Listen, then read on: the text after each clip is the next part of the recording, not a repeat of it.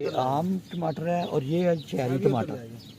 ये चेरी टमाटर छोटा छोटा और ये देखो ये अंगूर आंगरा। ये टमाटर है नाजरीन, ये अंगूर नहीं है। ये देखें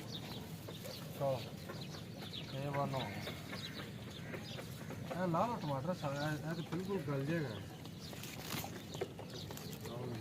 ये जनाब चेरी टमाटर है। अच्छा ये भी टमाटर गोल जे बाहर नहीं आते जेडे इथे तो घट ही लेना जनाब। ऐसा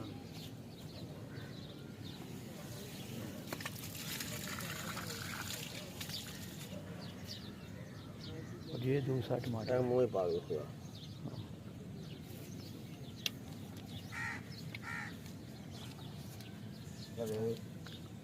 तैयार हो नाजरीन टेस्ट भी किया।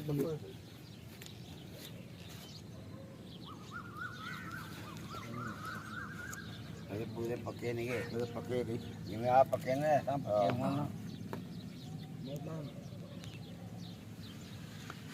ਉਹ ਹੀ ਗੱਲ